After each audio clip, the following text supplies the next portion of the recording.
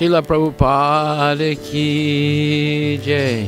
Srimad Bhagavatam Grantaraj ki jai. Hare Krishna Mahamantra ki jai. Gaur Premanandi Haribo. I have some suggestions for that film. You didn't show the truck. My lecture is way too long. So you should stop it when I start talking about making houses for homeless people. Somewhere around there. You have to show more of the truck and the dancing, right? And those are my first observations. So today we will hear from our homework experts, starting with Shrestra. Where's the microphone? Mr. Microphone, that's your new name, Mr. Microphone. So the verse is Mat karmakrin mat paramo mad bhakta sangha varjita nirvara sarva bhuteshu yasamameti pandava, and that's 11.55. Yes. And after reading the purport, Prabhupada said four really important things. Four really important things in the purport, Great. Which I read. So number one is surrendering or transferring all your energy to Krishna consciousness. So Krishna consciousness doesn't just mean thinking about Krishna all the time. It also means thinking about Krishna favorably, because King Kamsa is a great example of somebody who thought of Krishna all the time, but he thought of him with envy. Yeah, unfavorably. Envy, yeah. And two, doing nothing without relationship to Krishna. So basically, you have to be dedicated to Krishna, and you shouldn't be looking for the results, because whatever comes out of the work you do should go to Krishna. And then three, considering association with Krishna to be the highest achievement or goal of life, not liberation. And four, being friendly with everyone, but not associating with those who are against Krishna.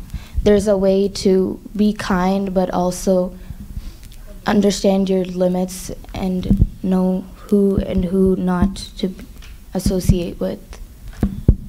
Yeah, it doesn't mean you ignore people. Yeah. You just don't associate closely with people who are not Krishna conscious. Yeah. But you're always respectful, and you always try then help them if they're willing to hear something, or at least accept prasadam. Right? We don't say we hate these people. Right? Yeah. We don't hate anybody. And then performing constant unalloyed devotional service. Okay, so those are four very good points. Let's hear just a summary of those points. Number one. Surrendering or transferring all energy to Krishna consciousness. Okay.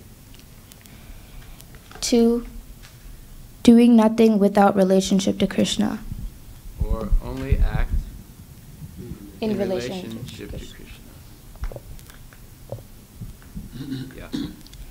And then three, considering association with Krishna to be the highest achievement.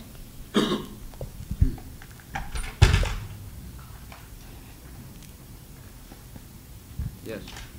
And then four, being friendly with everyone, but not associating with those who are against Krishna.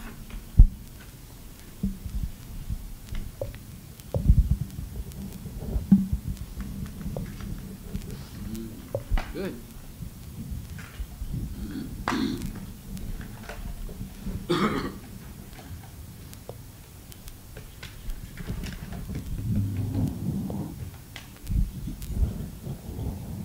Okay, and actually, one verse that we quoted last week was Asat Sangha Tyaga E Vaishnava Achar. It's in Bengali, and it means you can recognize who is Krishna conscious and who is not. The Krishna conscious person will always avoid the association of people who are against Krishna and associate with devotees. That doesn't mean they're mean to those who are against Krishna. They just don't associate with them. Because if you associate with them, then eventually you'll think that their behavior is normal. You know, eating meat, smoking marijuana, it's normal because they're doing it every day, or they're doing it, on a regular basis. So, okay, so now, Prabhu, you're next. Okay, so the homework was to explain the definition of bhakti. So in the board it said. So I took like many points. I didn't take 4 exact points. I took many points. That's so right. One of them were like. So the translation itself says it. The translation says, "My dear Arjuna, he who engages in my pure devotional service, free from the contaminations of fruitive activities and mental speculation, he who works for me, who makes the supreme goal of his life, and who is friendly to every living being, he certainly comes to me." And then. So then there's many parts in the purport that says that devotion, the way to go back to Godhead is devotional service. So one of them was, so whatever you do, you should only do it for Krishna. So for example, one may be engaged in business, but to transform that activity into Krishna consciousness, one has to do business for Krishna. So if Krishna is the proprietor of the business, then Krishna should enjoy the profit of the business. So for example, if a businessman is in possession of thousands and thousands of dollars, and if he has to offer all this to Krishna, he can do it. This is the work of Krishna. Instead of constructing a big building for his sense gratification, he can construct a nice temple and like install deities and arrange deity service as is. And like that, so that way, that money, it's transformed to Krishna consciousness because he did it. He made a temple out of that money instead of making a big building and like doing it for himself. Yes. And in fact, Prabhupada was speaking to this one man called Dr. Patel, and he would go on morning walks with him almost every day in Mumbai and Vrindavan. And one day he said, we see many poor people coming to our temple in Juhu Beach. It would be nice if we could give them some new cloth, dhoti, kurta. So he asked Dr. Patel, who's a doctor, right, in Mumbai, he said, maybe you can donate these clothes. He said, oh, it's a very good idea. He said, so you can donate for it? He said, well, I don't have any money. He said, what? You don't have any money? He said, no, my wife has all the money. He said, but she's your wife. He said, yes, but she holds all the money. Now, you see, this is nonsense, right? So usually, the way rich people get out of giving donations, they say, oh yeah, everything I do is for Krishna. And then you say, well, can you give it donation? I said, well, I'm holding it for him. So, you see, they're very clever. Mr. Patel said, well, my wife controls all the money, I don't control any money. Or I'm holding it for him. Okay, go ahead. And then this is another example how even the poorest person can serve Krishna. It says that one can show tulsi plant because tulsi plant leaves are very important to Krishna and has recommended this in the Bhagavad Gita, Patram Pushpam Phalam Toyam. So Krishna desires that one should offer him either a leaf or a flower or fruit or little water, and by such an offering he is satisfied. This leaf especially refers to tulsi, so one can show and pour water on one can sow tulsi and pour water on the plant. Thus, even the poorest man can engage in service of Krishna. So, meaning like even if you don't have any money, you can just offer Krishna tulsi plant and he'll be satisfied, or you can offer him a flower and he'll be satisfied with that. So yes, it's not like only rich people can serve Krishna. Even the poorest people can serve Krishna with a leaf, flower, fruit, or a little bit of water. Very good. Very good. And another... How about women? Can they serve Krishna? Yeah, yeah. Oh yeah, so this is another example. As indicated by the word of Mad Bhakta, he fully engages in devotional service, specifically the 9 process of devotional service, devotional engagement: hearing, chanting, remembering, worshipping, serving the lotus feet of the Lord, offering prayers, carrying out the orders of the Lord, making friends with him, and surrendering everything to him. One can engage in all 9 devotional processes, or 8, or 7, or at least 1, and that will surely make one perfect. So Krishna's not, so Prabhupada's not saying here that you have to do all 8 all 9 activities to go to Godhead. Even if you do 1 properly and like with devotion, then you can still go back. And then the last one is, one should think of Krishna and act for Krishna favorably or unfavorably. So this is exactly what Shrishta said, the Kamsa story. But see, so Kamsa, he always thought about Krishna, but he thought about Krishna in a enemy way. Like whatever he did was like, okay, I have to, whatever he did, he always thought about Krishna. He was like, okay, I have to send this demon out to kill Krishna. His motive was to always kill Krishna, but a devotee's motive must be always to please Krishna. So whatever a devotee does, they should think before, like, is this activity favorable to Krishna or unfavorable to Krishna? That way, whatever a devotee does will only be to please Krishna. Very good. That's it. Very good. Okay. Krishna too? What do you think? Okay.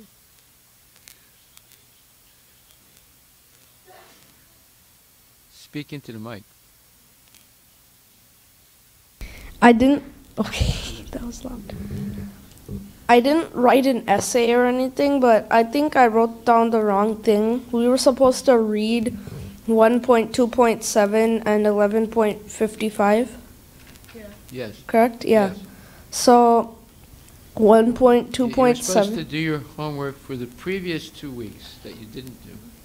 Oh, and okay. also do the homework for today. That was the assignment. Go ahead.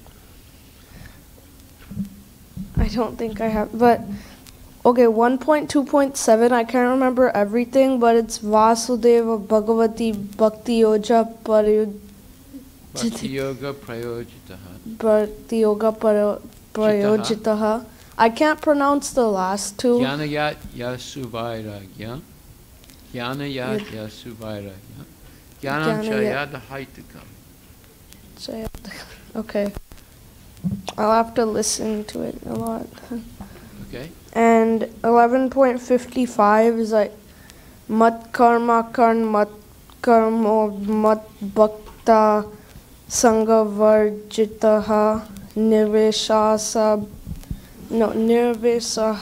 Bhuteshu Yasamam Eti Pandavaha. And like 1.2.7's meaning is like, if you do any devotional service to Krishna, then you'll immediately gain all that causeless knowledge, and then renunciation. Yeah.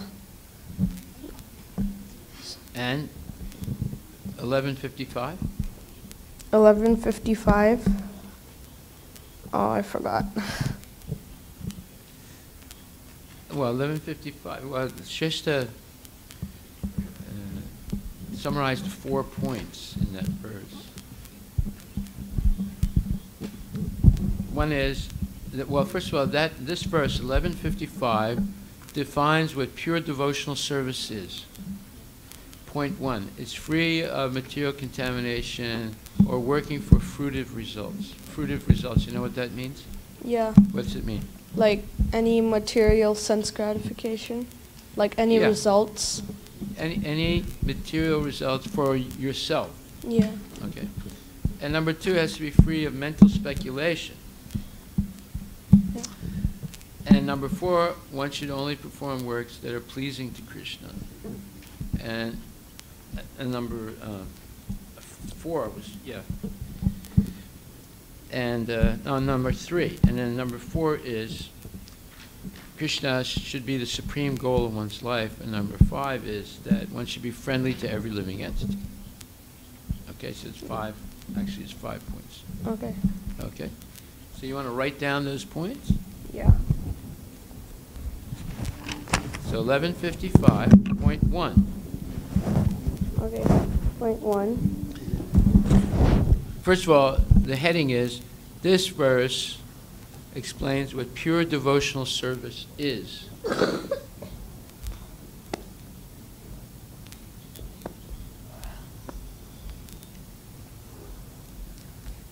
Can you put that down? Okay, this verse explains what pure devotional service is. Point 1. Free from all fruitive results. In other words, wanting the result for one's own sense gratification.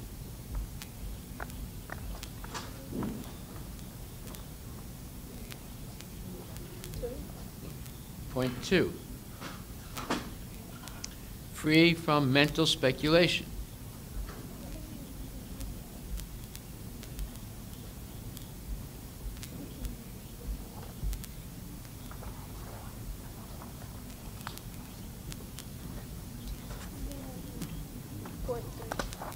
Three, work for Krishna and make Krishna the supreme goal of one's life. Work for Krishna and make Krishna the supreme goal of one's life.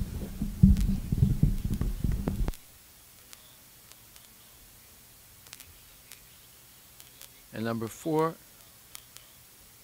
work for Krishna and make Krishna the supreme goal of one's life. Number 4, and be friendly to every living being. That doesn't just include people, but includes every living being. Chickens, rabbits, ants, and so forth. Okay? So now, if anyone ever asks you, what is devotional service? What do you mean by that? What's your answer? Arush, you know what the answer is? Huh? Did you do your homework? Huh? No? Yes? No. Okay. Well, you can learn your homework. What are the 4 points that we just said? Look it up in the Bhagavad Gita, 1155.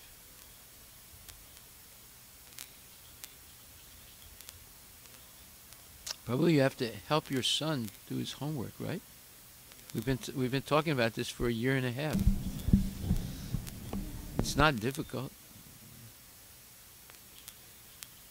So there's 4 points in that verse. You want to read the verse? 1155.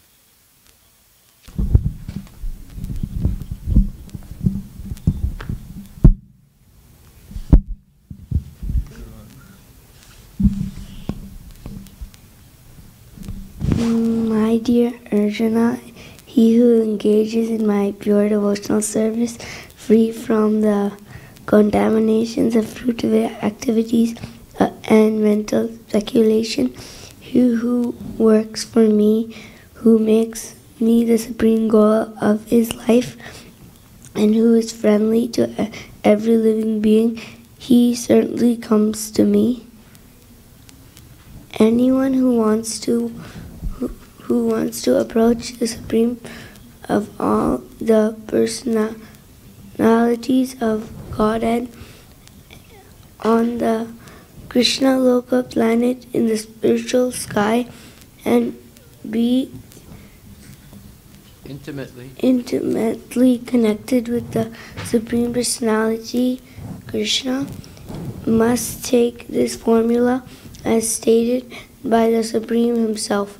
Okay, Therefore, you understand why this verse is so important. This is like an explanation of what is pure devotional service. And it's only by devotional service that one can approach Krishna. So if you want to see Krishna, if you want to be his devotee, if you want Krishna to notice you, then this is the formula, how to do that. So there's 4 main points. Number 1, first of all, this verse describes what is pure devotional service. Number one, you should be free of all material desires for sense gratification. Number two, you should be free of all mental speculation. Number three, you should make Krishna the goal of your life and work only for Krishna, for his pleasure. And number four, you should be friendly to all living beings. Can you repeat that? Number one, to be freed from material desires. Number two, to be free from mental speculation. Right. Number three, to make Krishna. To make Krishna your goal. Yeah. And work only for him. And work only for him. Number four, to be friendly to all living entities. Very good. Now you know what pure devotion is. If someone asks you a question, what is this Bhakti Yoga all about? You quote this verse, 11:55. Okay? Good. So today we're going to continue learning about the Damodarastakam, and especially 10th chapter, 10th canto, 10th chapter, 10th verse, 10, 10, 10. It's like tin, tin, tin. Right? 10, 10, 10. Okay? So this verse says, Deva Samgitam api ante, krimi vid basma samgitam, bhuta druk tat krite swartam, kim veda nirayo yataha. And the translation is, so this is 10, 10, 10. What verse is this, Mayapur? Yeah, very good. It's not difficult to remember. You just say 30. 10 plus 10 plus 10, that's the verse. Okay? So, while living, one may be proud of one's body, thinking oneself a very big man or woman, a minister, president, or even demigod. But whatever one may be, after death, his body will turn either into 1, worms, 2, stool, 3, ashes. What did I just say? 1, 2, yes. That's what's going to happen to the body. It's going to, my body, your body, after death turns either into worms, stool, or ashes. If one kills poor animals to satisfy the temporary whims of this body, who knows what a whim is? W-H-I-M. What's a whim? Yes. Yes. Or desire. A random thought or desire. Yeah. If one kills poor animals to satisfy the temporary whims of this body, one does not know that he will suffer in his next birth. For such a sinful miscreant must go to hell and suffer the results of his actions. So this is explaining how serious it is to eat meat. It's not a joking affair. It's a very, very serious thing. And most people don't realize. Stop that. Just stop that. Put the mic down. Meditate on what's being said. Put the mic down. So, in this verse, 3 words, krimi, vid, basma, are very significant. After death, the body may become krimi, which means worms.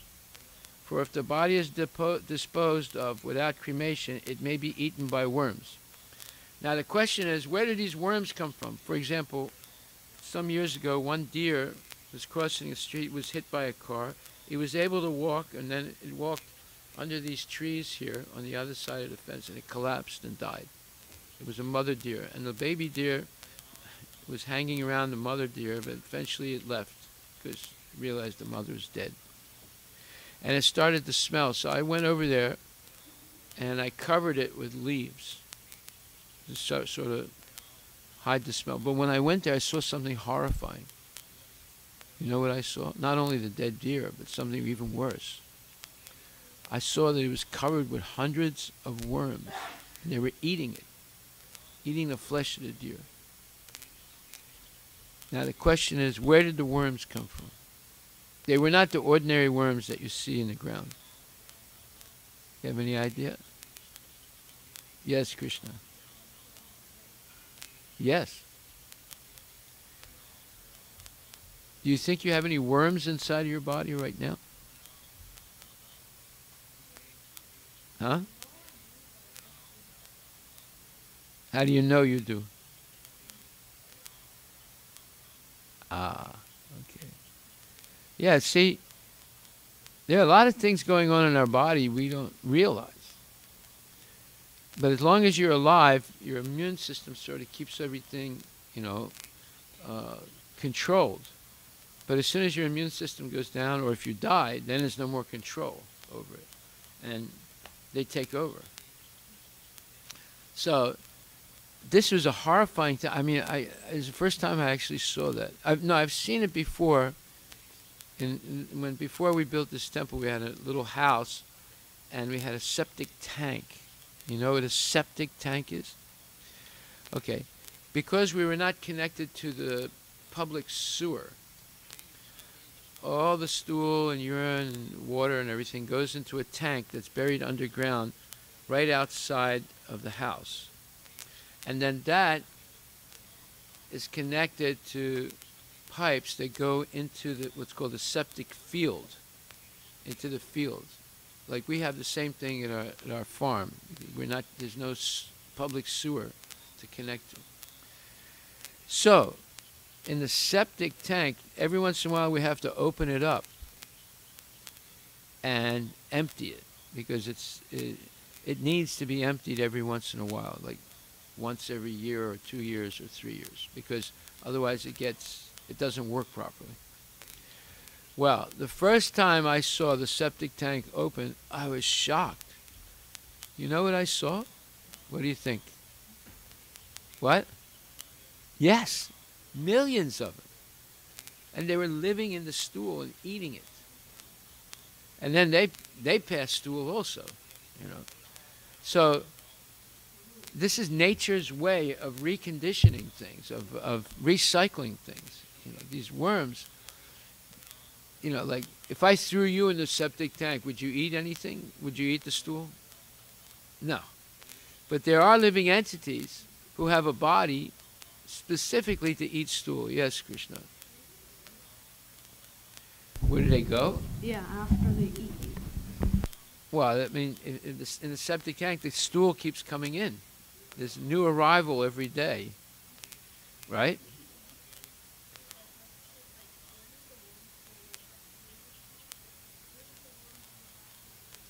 They'll probably die unless they find another deer or something else to eat. Well, neither did I. These were the 2 times that I actually saw it. You have to go to the right place. You want me to take you somewhere where you can see it? Yes. People also use worms to create compost. Yeah, I do that. Yeah. Yeah. But the way you do it, the worms are already there in the ground. You just don't see them. But when you compost, like you take leaves and cuttings from the kitchen, you have to mix things properly. There has to be a ratio of 30:1 nitrogen to carbon. There has to be some water, and there has to be some air. These are the 4 things that are necessary for composting.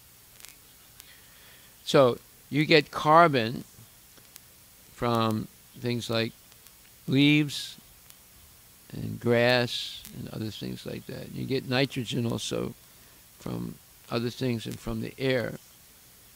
So when you have that right ratio, and you have some water and you have air, then it begins to compost. And what happens when it composts, it becomes hot. It goes up to about 160 degrees, and eventually it breaks down things. It breaks down the leaves, it breaks down everything, and the bacteria thrive. If it gets too hot, then the bacteria will die. But if it stays at a certain temperature, and it usually does, the bacteria is there, and it attracts worms. The worms eat the bacteria. They don't eat the leaves. They eat the bacteria on the leaves or the vegetable cuttings or the cow dung or other dung that you might put in the ground. Okay. So you will attract worms by composting, because they'll come naturally. And then that's why at the farm we have boxes and we compost in the box every year. Like right now, every day I go to the farm, I collect all the cow dung and I put it in a box, and then leaves also, especially maple leaves. And then I cover it with straw or hay. So that protects it. And then it starts heating up, and there's plenty of bacteria from the cow dung, and as the leaves start to rot and grass or whatever we put in there, and then the worms come to eat the bacteria that's on the rotting things. So it's a beautiful system, right? And by the spring, it's already composted. You can plant in it. You just move, you plant your starts, the new plants that you're going to plant, by moving the straw a little bit and just plant it directly in the ground. So the straw stops, keeps the heat, even in the wintertime, and stops weeds from growing, or most weeds from growing. And then you don't have to fertilize, because the compost becomes the new fertilization. And every year you keep adding, and then your topsoil of humus or composted earth becomes bigger and bigger. This is what happens in a forest, because the leaves of the trees fall down and they're composted, and then the topsoil gets bigger and bigger. In land that's depleted by industrial agriculture, the topsoil goes down until you can't grow anything. But in land that you work properly and compost, every year it gets the humus or the composted fertilized earth gets bigger and bigger. Right? So then you can grow bigger plants then, and better plants. Okay. So this says, now you see, human body is going to be composted, basically, either by the worms, or what do they do? Or animals, like dogs will come, and I mean, I've seen this in India. They throw dead bodies into the Ganges, and sometimes it ends up on the bank of the river, somewhere downstream, and the dogs come and eat it. And after some time, there's just bones left. But then the dogs transform the flesh of the animal or the human being into stool. So therefore, either the body is consumed by worms, or it's consumed by animals, or it's burned to ashes. Those are the three things that happen to the body. So this verse is saying, even if you're some big man or big president or a demigod, but after death, the body will be turned into either worms, stool, or ashes. If one kills poor animals to satisfy the temporary whims of this body, just like someone will say, oh, you're a vegetarian? Why are you a vegetarian? Is it because you're sick? And you say, no, I'm a vegetarian by choice. Really? But how are you going to get your protein? Well, how did the elephant get its protein? The elephant's a vegetarian. Elephant's the strongest animal in the world. How did it get its protein? Well, I don't know. The elephant never ate any meat. He's the strongest animal. It's the strongest animal in the world. Gets its protein from leaves, from grass, and from biomass, from plants. Oh, I didn't know that. but it tastes so good. Well, it's not the meat that tastes good. It's the ketchup and all the crap you put on the meat that tastes good. Or you think it tastes good. You know? Yeah, like when I was a young kid, I couldn't eat anything unless I put ketchup on it. You know what ketchup is? Right. It's like a American tomato chutney, right? So, I mean, you know, we always had, you know, Heinz ketchup. They sell it in India also, right? And I would put it on everything, you know, because nothing really meat doesn't really have a good taste. But therefore they do things to it. You know, they'll tenderize it, and they'll put different things on it to make it tastier, and then they put sauces on it. Gravy. Gravy comes from the graveyard. You know. So, you see, we need to wake up. If we eat meat to satisfy the temporary whims of this body, because people spread this false idea, oh, you can only get your protein from meat. That's not true. The primary source of protein are plants or milk. Yes.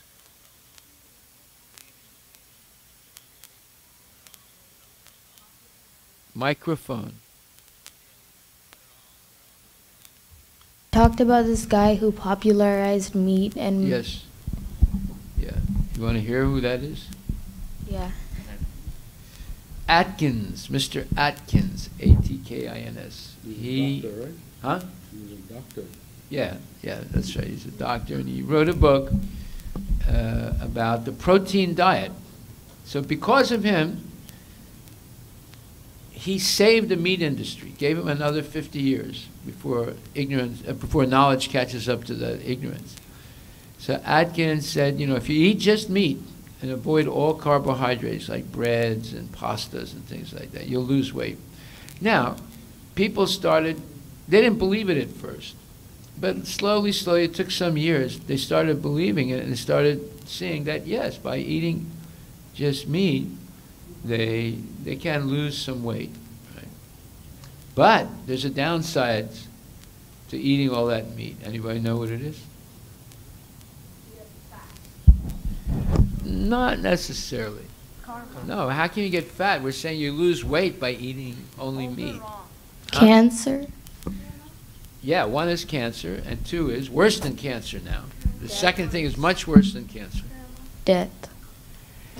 You have to go and be killed for every one of the animals that you ate. And if you eat a cow, you have to be killed, born and killed for every hair on the body of the cow. You know how many hairs are on the body of the cow? Yes, it's a very serious thing.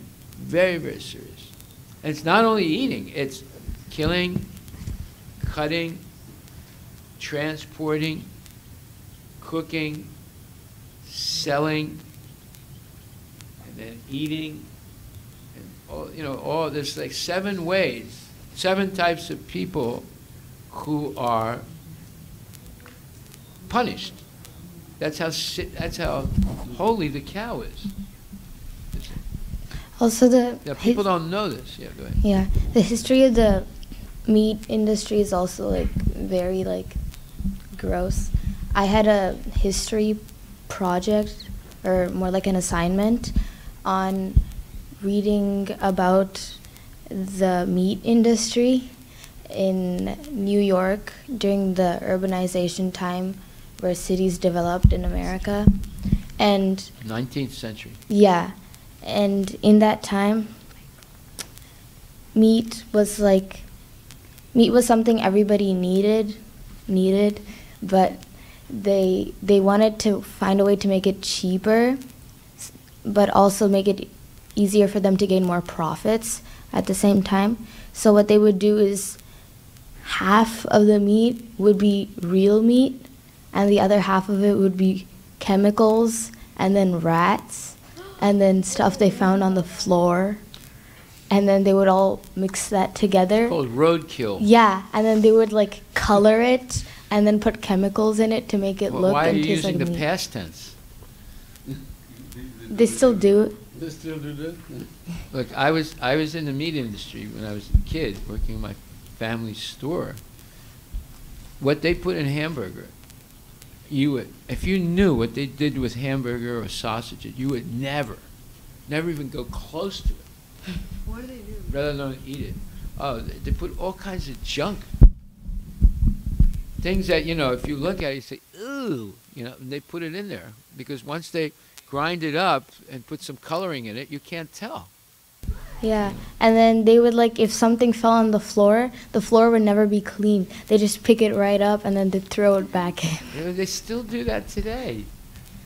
They still do that today. Yes. Like, I'll tell you something.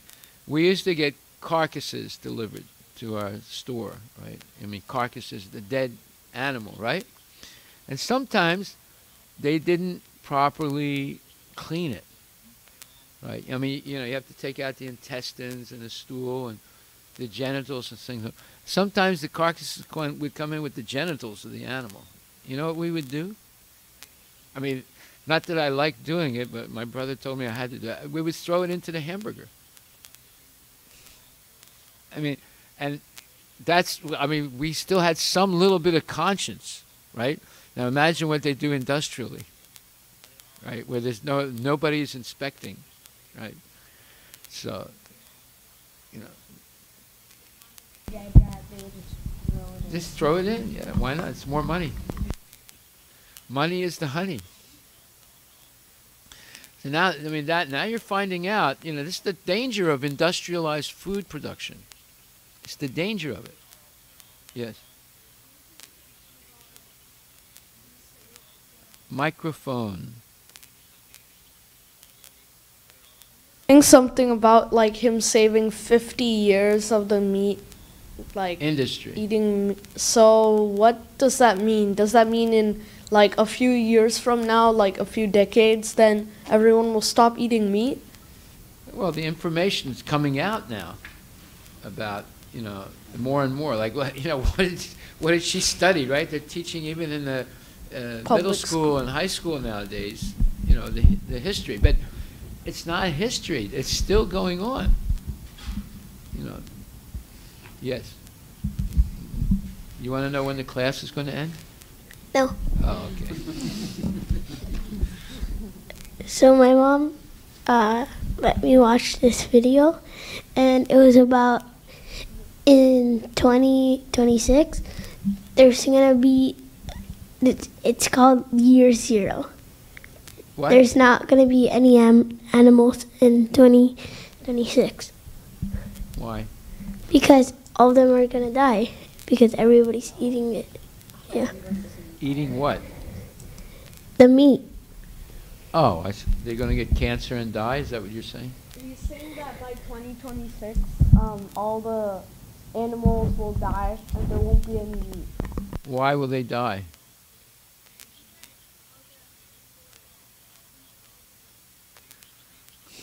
Anyway, that's maybe not true. Like, whenever you say in 2026 or 2038 something's going to happen, you don't know. And by the time it comes, like for example, I'll give you an example. There was this man who founded Jehovah's Witnesses, Joseph Smith, right? He was the founder of that bogus religion. And he said, the world is coming to an end in 1914 because there's going to be a major battle between the demons and the angels, and the world is going to come to an end. So 1914 came and went, and the world didn't come to an end. So they asked not him, but someone named Colonel Rutherford, who took over that religion. They said, what happened? He said, well, no, the battle took place, but it happened in outer space. And the demons lost, but they came down to the earth, and they're hiding in the Catholic Church. This is what the man said, right? And this is what the Jehovah's Witnesses believe. It's a bunch of nonsense. The whole thing is a bunch of nonsense. But people believe it. And you can't prove anything, right? No one can go into the Vatican and see if there's demons hiding in the cellar, you know. It's all just nonsense. Yes. What do we say when you say Hare Krishna? The meat. Hare Krishna. The meat thing that you were talking about, we're learning about it in school. Oh. And apparently, the people in the meat industry, they're making a lot of money because that time women weren't allowed to vote.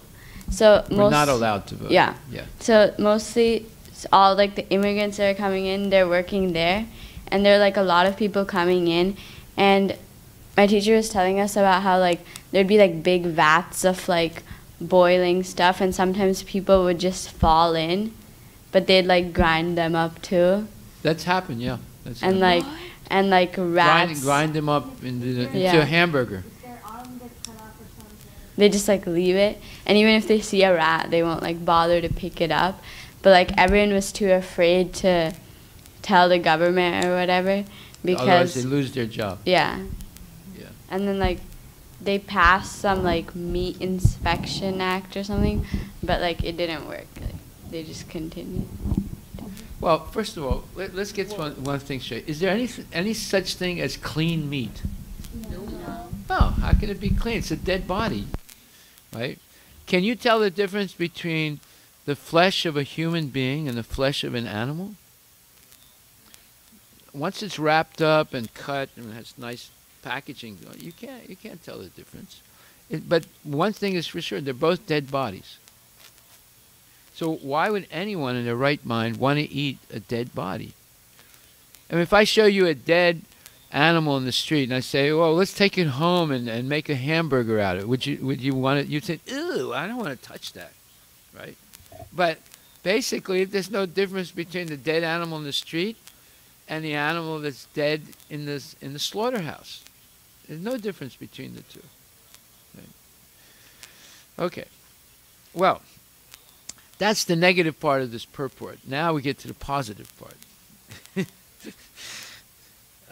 Yeah, so everyone is going to end up as Basma Sangitam. Basma means ashes, and Sangitam means transformed into ashes, right? Either worms, stool, or ashes. So Hindus become ashes. The Parsis become stool.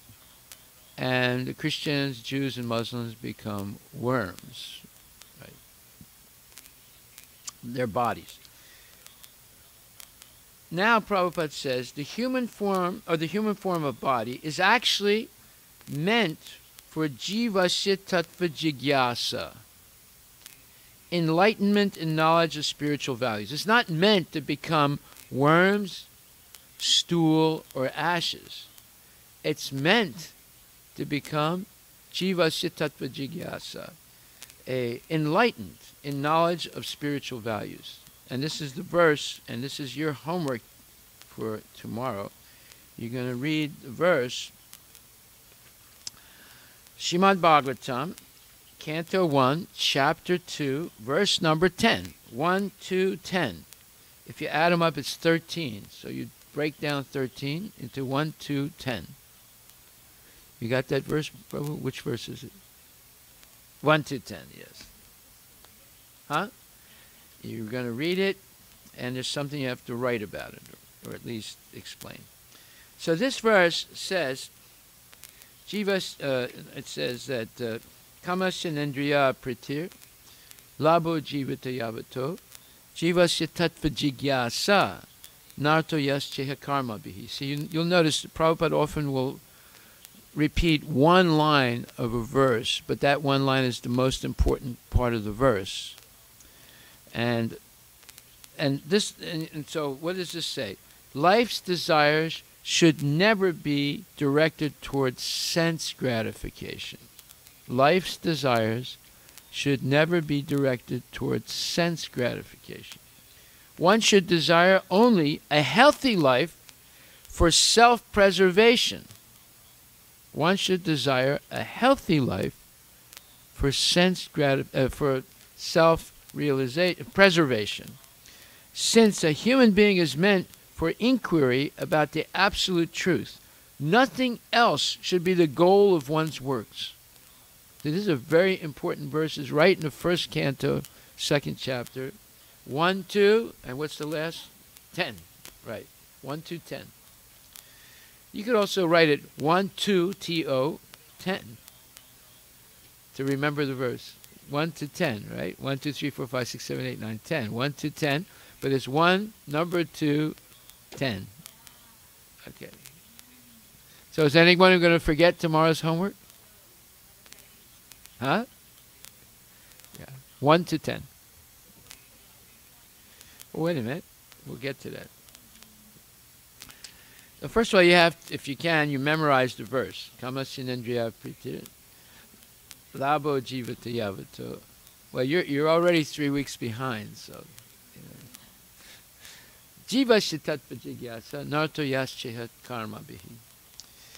Life desire should never be directed towards sense gratification. One should desire only a healthy life or self-preservation. What does that mean, self-preservation?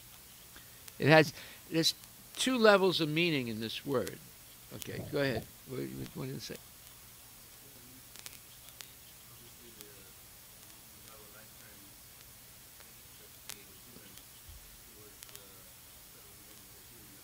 Turn it on. You are given the lifetime to, understand the higher purpose and work towards it. So there is a natural process of protecting your life where you work towards it.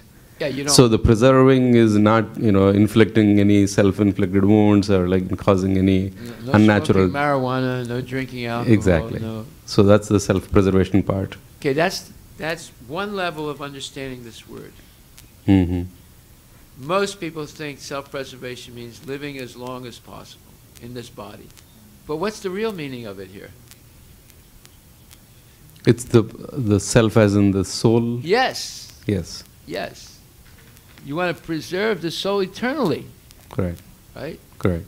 Most people understand self-preservation in the negative way. The negative way is, take protein supplements, work out at the gym, go into the sauna, and, eat this, eat that, only organic food. I know this one man, he told me, I eat only organic. I said, really? Whenever someone tells you that, you think, oh, they're eating only vegetables. You say, yeah, only organic meat. So, you see, and why are they doing that? But they want to live longer in this body. But that's not real self-preservation. Self-preservation is to live eternally. Correct. In the spiritual body. Correct. Because the self is not the body. See, they make a mistake. They call the self the body. The self is the soul. It's not the body. Yes. I heard, there was this one guy, he made a company that to live as long as you possibly can, you told us this, that put the body in the freezer, and in 50 to 100 years, open the freezer and check if he's alive. Not if he's alive. Bring him back alive, because hopefully 100 years from now they'll figure out how to cure his sickness. And they made a lot of money, though. Yeah. But wait a minute. He went bankrupt, and he turned off. It's called a nitrogen tank. And the technical name is called cryonics. Cryonics. It's preserving people in a nitrogen tank. Just like if you buy sperm from bulls in order to inseminate cows, you have to purchase a nitrogen tank to keep it frozen so it doesn't die. Right? Nitrogen tank costs $1,000 or more. Then they send you the frozen sperms. They also have embryos for sale too, entire embryo. And then you call the veterinarian, and he'll put it into the body of the cow, right? So they use nitrogen to preserve things. So if someone is going to die, right before they die, they put them in the nitrogen tank, the body, and there's a window. So if you visit the factory, you see the faces of all the dead people. You know, you can see their face through the window. Right?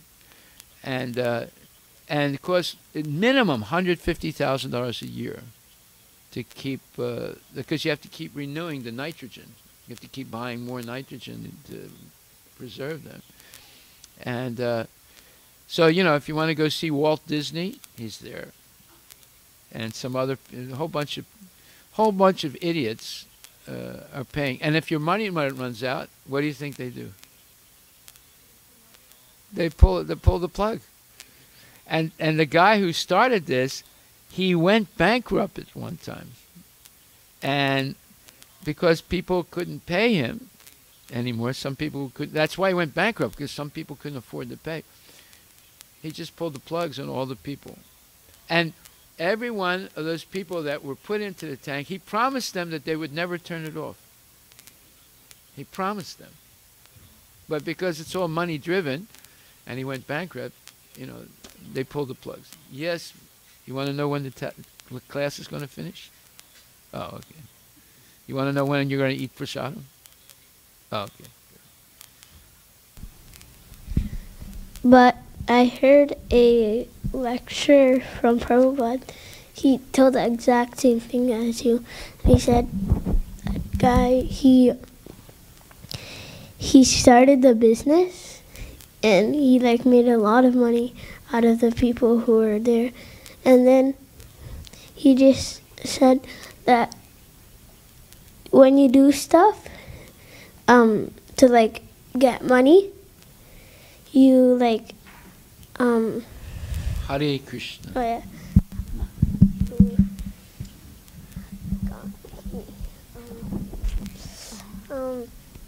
Hare Krishna.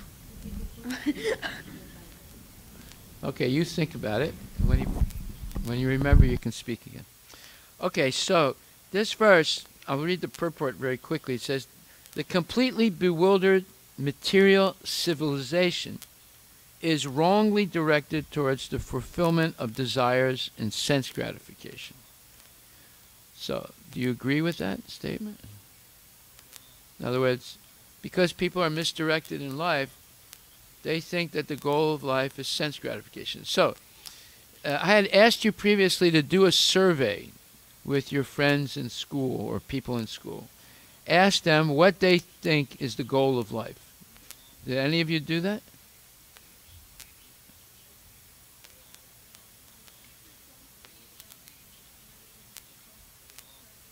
Is that what your teacher said?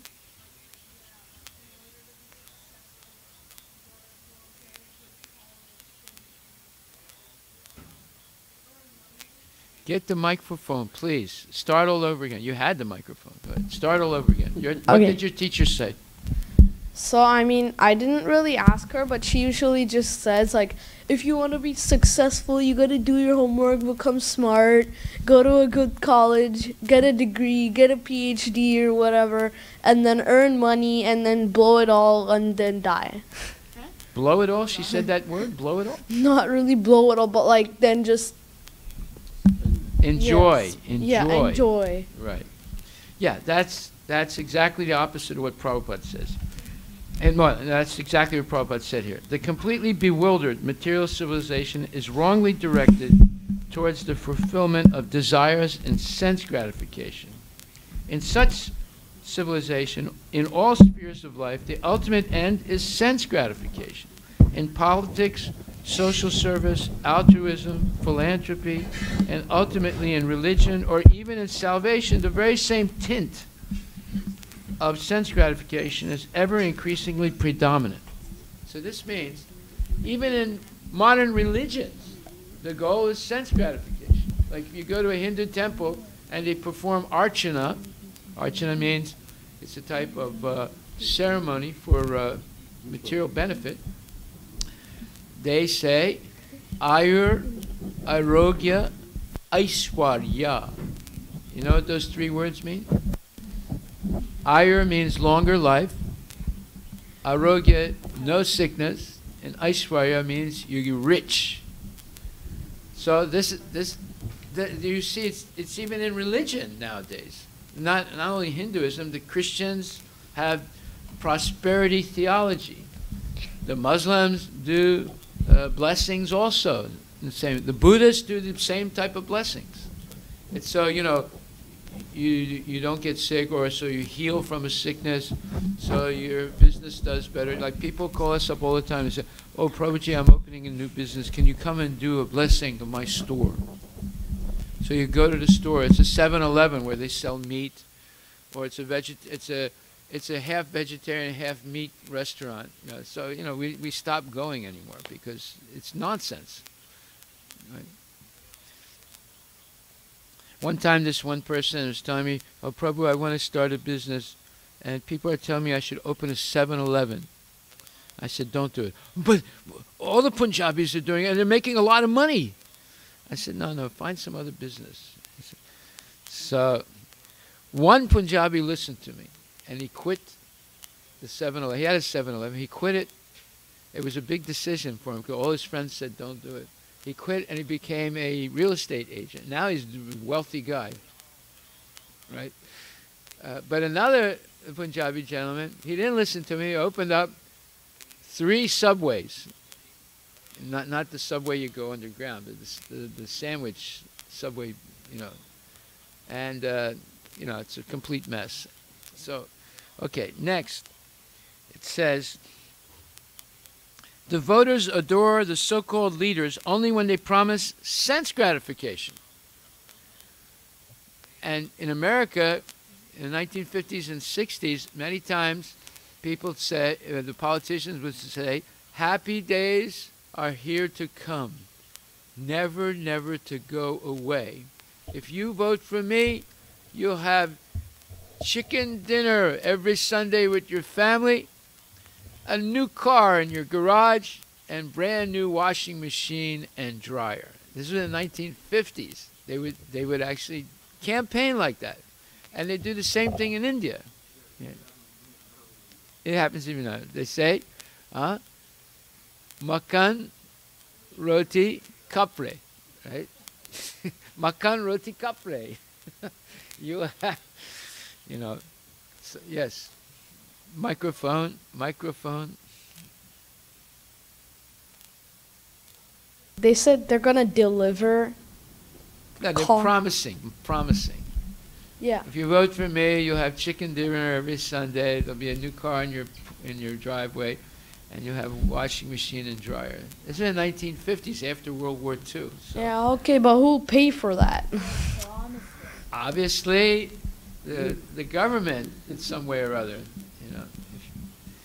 Well, they did. Like, in 1960s, Lyndon Johnson started what's called the New Deal. I think it's the New Deal, yeah. And they spent $30 billion for underprivileged, mostly black people in this country, giving them, they built these Soviet-style high-rise apartment buildings that mostly deteriorated rather quickly because it was cheaply made. They were cheaply made, and they became ghettos for drug addiction and crime. Maybe not all of them, but a lot of them. Right? And they spent all this money, and it didn't really help the people that much. And they started all kinds of programs like, if you're a mother and divorced and you have kids, then you get so much money for each kid. So what happens?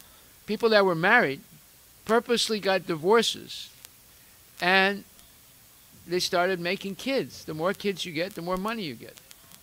It destroyed the family, not only in the black community, but in the poor white community also. It destroyed the family. People purposely got divorces, and women just popped babies out every year. And they made, they were getting checks like $5,000, $10,000 a month. This one lady, she had 8 kids at once. Octa something. She's called the Octa Mom. I don't know if you ever heard of her. She's famous. She had 8 kids. one time.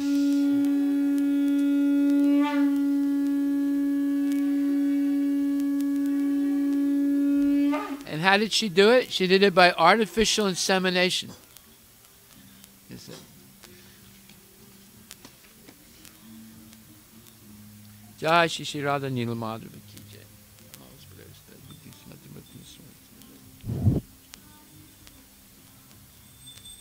By the way, any of the kids stop eating?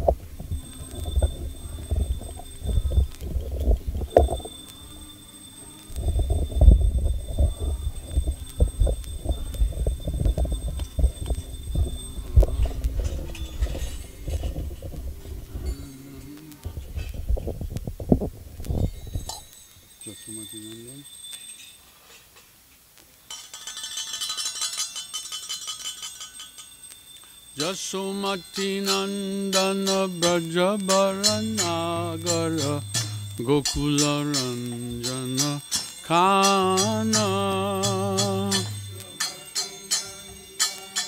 Brajabaranagara Gokula Ranjana Kana Jasumati Nandana Brajabaranagara Gokula Ranjana Kana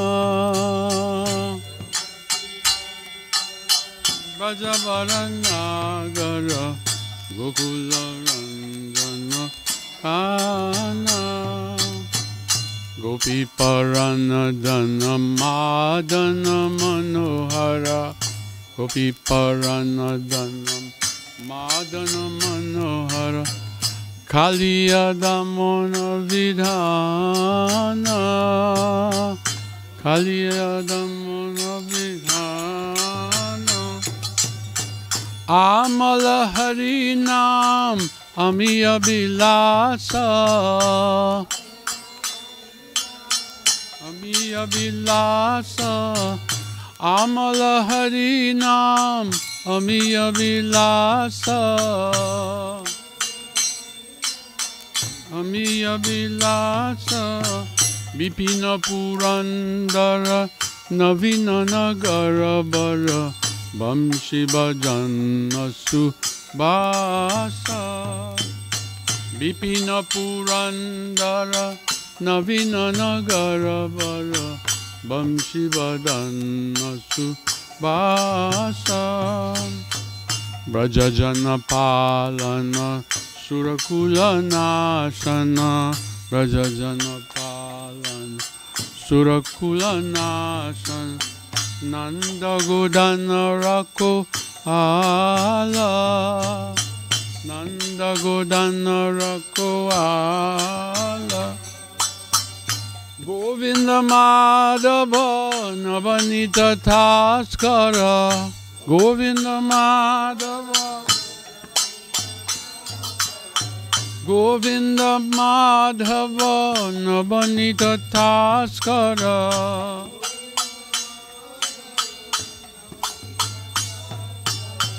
Sundara Nanda Gopala Sundara Nanda Gopala Jamuna Tata Chara Gopi Vasanahara Jamuna Tata Chara Gopi Vasanahara Rasara Sikha Kripa Moya Rasarasika Kripa Moya Shri Radha Vallabha Vrindavana Nathabara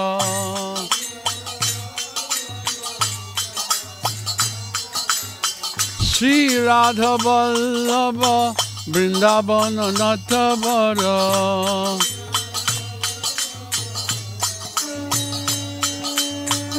Bhakti Vinoda Shraya Bhakti Vinoda Shraya Bhakti Vinoda Shraya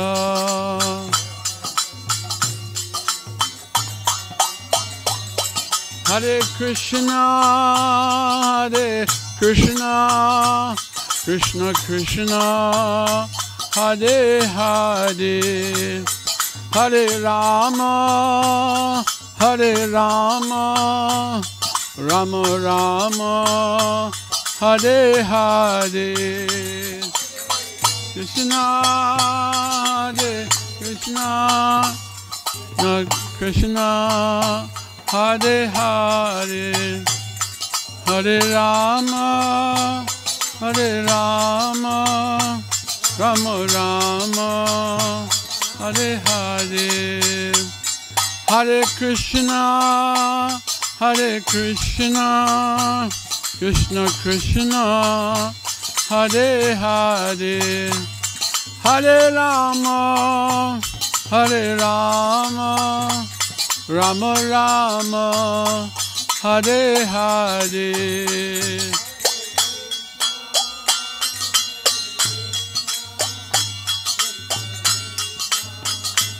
Hare Hare Hare Rama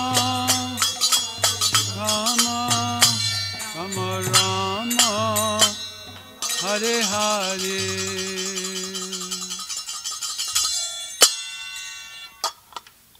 Jai Nityalilom Vishnupad Paramhamsa Paribhajragacharya Sutarasata Sishiman His Divine Grace Abhay Charanaravinda Bhaktivedanta Swami Srila Prabhupada Ki ISKCON Founder Acharya Srila Prabhupada Ki Nitya Leela Pravishtom Vishnupad Paramhamsa Srila Bhakti Siddhanta Saraswati Thakur Goswami Prabhupada Ki Ananta Koti Vaishnava Vrinda Ki Namacharya Srila Harivilas Thakur Ki Sadgoswami Prabhu's ki.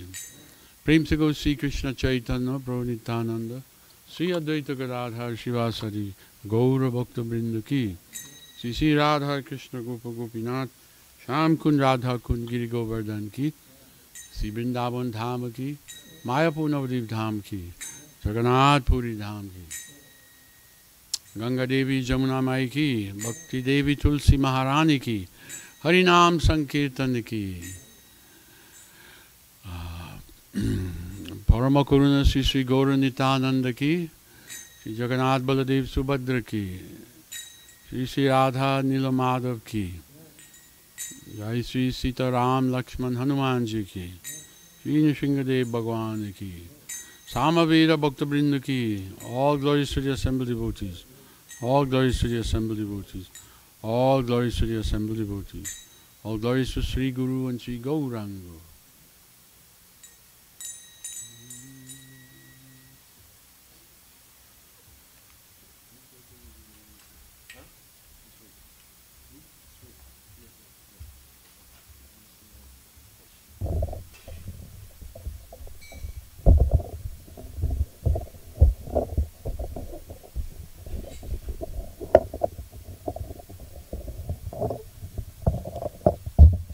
Anyone remember what the homework is? Yes. Or you can say 1 to 10. 1 to 10. You got that, Krishna? Arush, you know what the homework is? Ready? Oh, what happened? It came off? These are junk.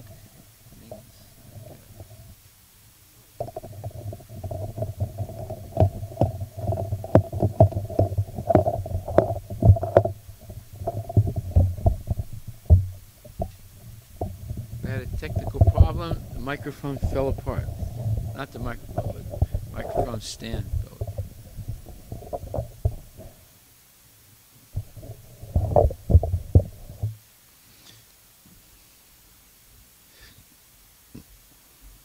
As soon as voters are dissatisfied in their own sense gratification, they dethrone the leaders. They throw the leaders out. Throw the bums out, they say. Throw the bums out. Jai Srila Prabhupada ki jai, Jai Shri Radha Madhava. The leaders must always disappoint the voters by not satisfying their senses. The same is applicable in all other fields. No one is serious about the problems of life.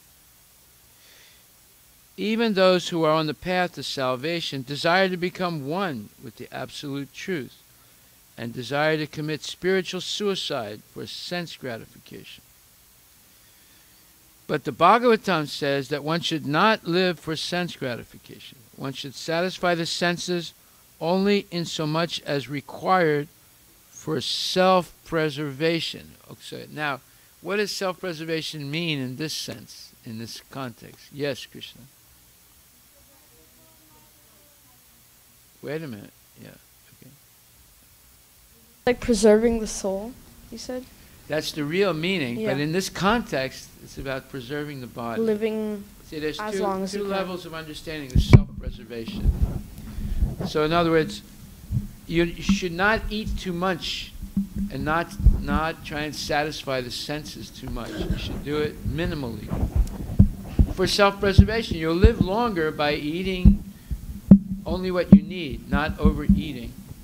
And doing anything for the body only minimally, not overdoing it. So you can write this down. This is a proverb. You ready? Write it down. You ready? More people have died by overeating than undereating. Oh, yeah. You mentioned that long time ago. Okay, well, now you can remember it. More people have died by overeating than undereating.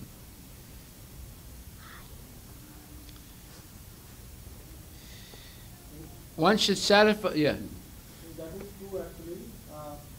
During World War, What do we say when someone says, Hare. Hare Krishna. during World War II and I, people were rationed on the food. Rationing. Yeah. Yes. And they Not Russian, but rationing.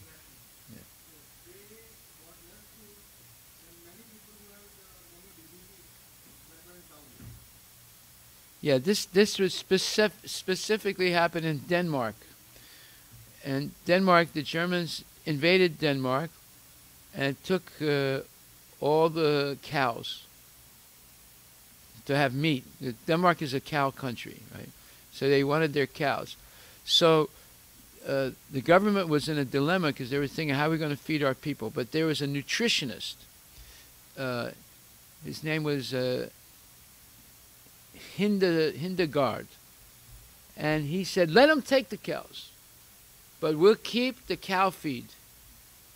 So what was the cow feed? They gave the cows, because they're dairy cows, they gave them a mix of wheat, rye, barley, and I mean all grains, right? And that helps the cows give more milk. So they gladly gave them all the cows, right? And they kept all the grain that was in silos for, you know, I mean, they usually have like enough grain for like 2 or 3 years. They keep, you know, in reserve. So what happened? They were eating what's called nationale brot. That means brot is the word for a bread in the Danish language, and it's the same word in German also. So they called national bread. And the people were eating national bread most of the time, and any vegetables that they could find, right? What happened? The number of people that died went down. The number of diseases, people dying from, or getting diseases went down. Diabetes went down. Heart disease went down. Cancer went down. And the people became healthy. And they gave a Medal of Honor to Mr. Hildegard for saving the Danish people. Because they thought they were going to die of starvation. And they actually tricked the Germans. They said, oh, take all the meat, take all the cows, you know. Then there was another experiment. They're not really experiment, but this was a national experiment in healthy diet, right? There was another thing. During World War I and II, the Germans had submarines and warships. And they would force people into slavery, like Jewish people or any soldiers that were captive. You know, they would force them into slavery, and some of them ended up in these boats, you know, working in the kitchen. And in the kitchen, they would peel potatoes. And the Germans would eat the peeled potatoes, the German soldiers and sailors, and the guys in the kitchen, the slaves, they would eat the peels. They would make a soup out of the peels and eat the peels.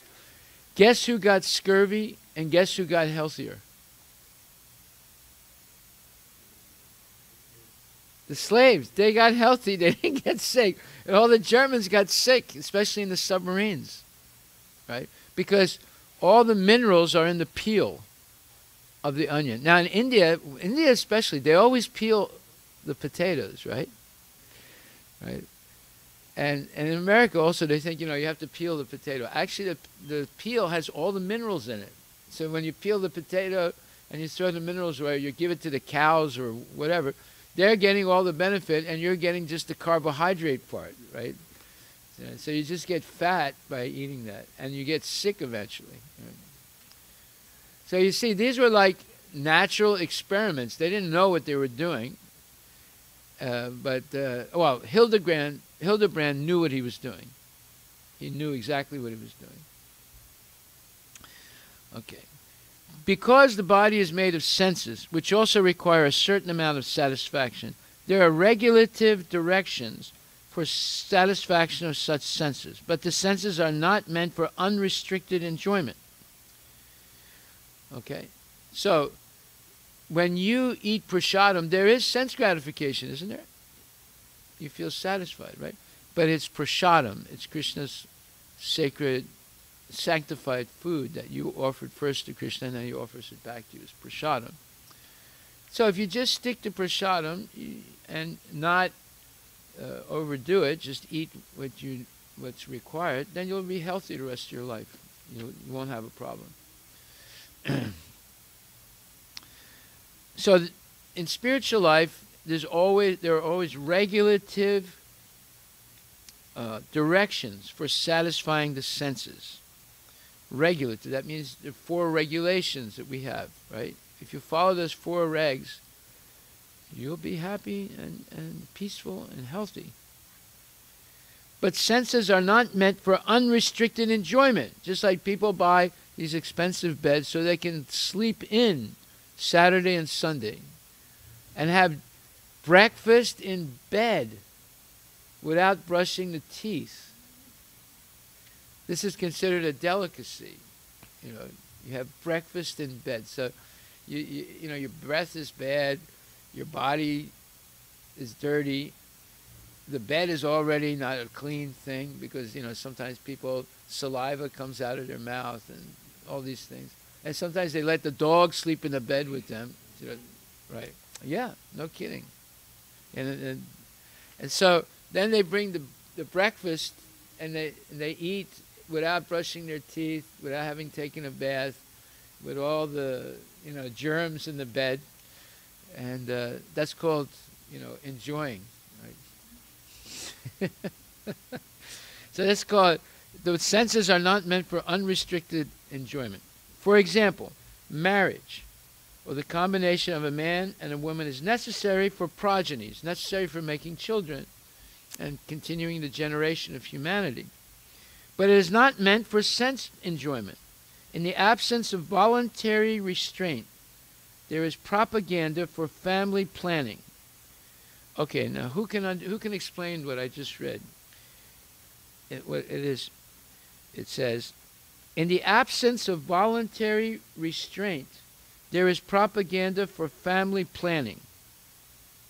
But foolish men do not know that family planning is automatically executed as soon as there is a search after the absolute truth. What does this mean? Yes. What is family planning? Family planning, like what you said, breakfast in bed, or let's go out to sightseeing, and like doing family. No. That's not. Oh wait, no. Family planning is to get kids. No, it's to kill kids. What? Yeah, family planning means abortion. It's a nice way of saying abortion. You plan to have 1 kid. So what do you do with the rest of them? You abort them. That's called family planning. See, now you can't tell that by the words. It sounds like, oh yeah, they're really organized, right? Yeah, they're organized for killing. Right. So he says here, in the absence of voluntary restraint, what does that mean? Voluntary restraint. There is propaganda for family planning. What does propaganda So, Propaganda means spreading news, right? And usually fake news. Go ahead. So, like, In the absence of restraint, there is propaganda for family planning. so when they can't control themselves, they basically say that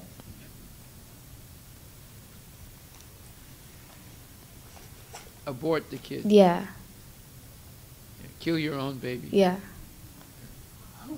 But see, these words, if you just read the words and you don't understand English, you don't see anything wrong with it. Yeah. But when you actually go analyze what they're actually saying, they're saying family planning means abortion.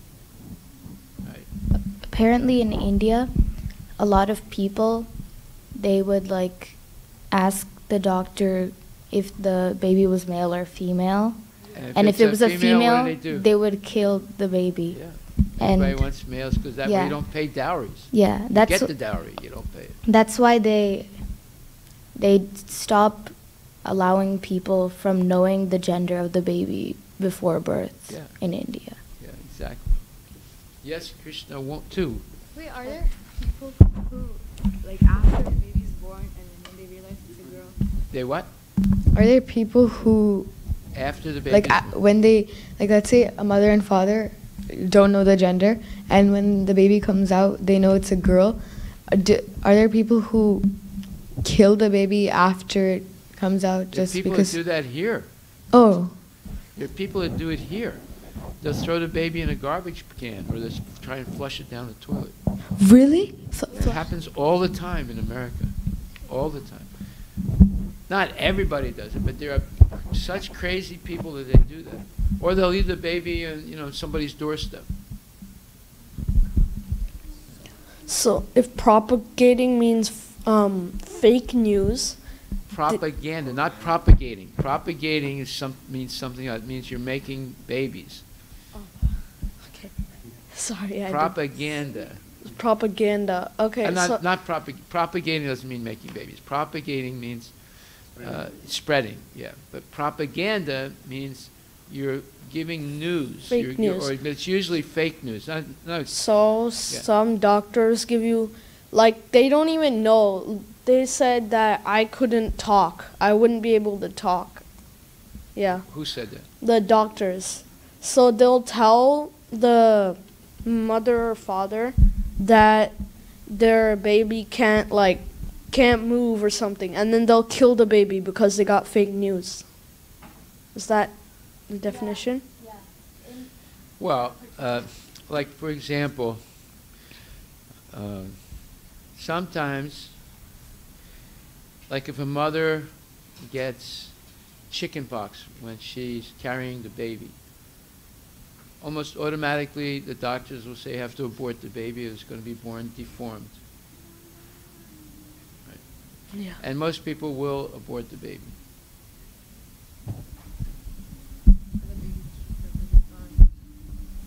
I'll tell you a story. I'll tell you a story another time. Something that it's very interesting, but I'm not going to tell it now. Let's just finish this, and I give you your homework, and we can go on to the best part of the next program, which is Prasadam.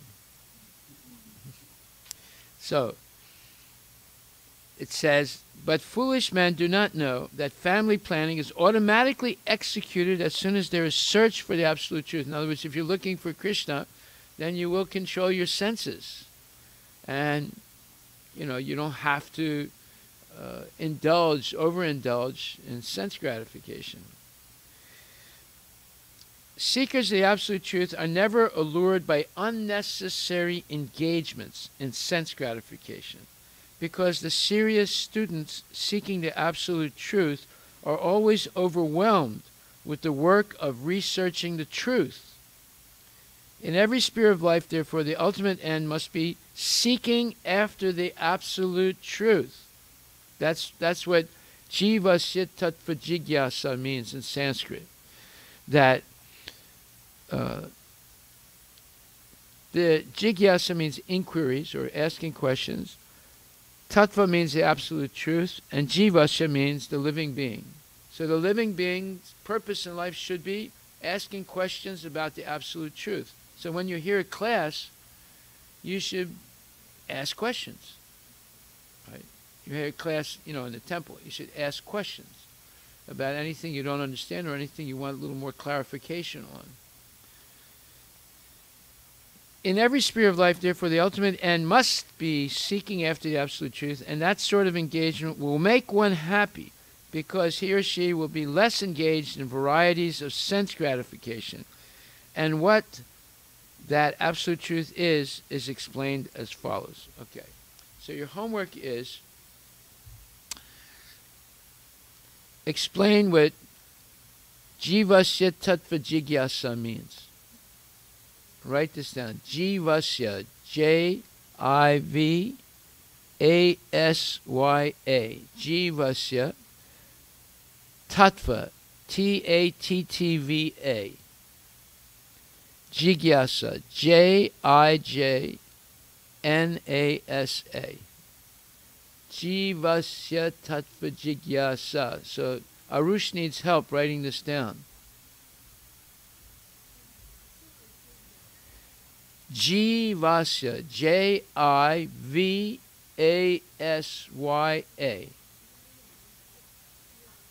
Okay, and Jignasa, J-I-J, it's a jig, J-I-J-N-A-S-A. Your jig is up. Anybody knows what that means? Your jig is up when they say that in English? It usually means, this game that you're playing is finished. Or your cheating is over now, officially, because we're going to arrest you. Or your ruse or your fake identity is finished. The jig is up. So jignasya. So who knows? Who can repeat what the homework is?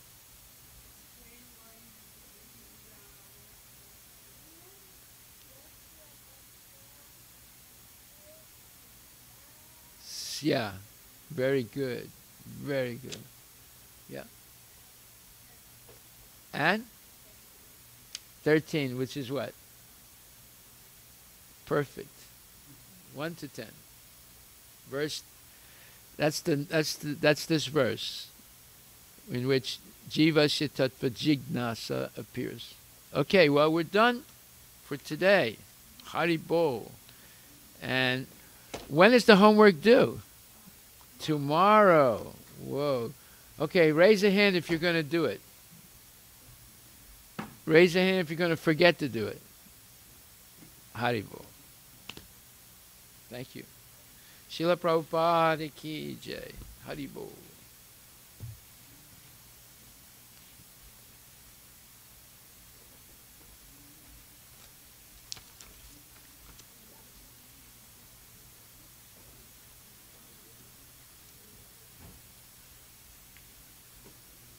Haribol. What is the difference between knowing and realization? Well, you know the cigarettes are bad for your health. But when you realize it, then you stop smoking.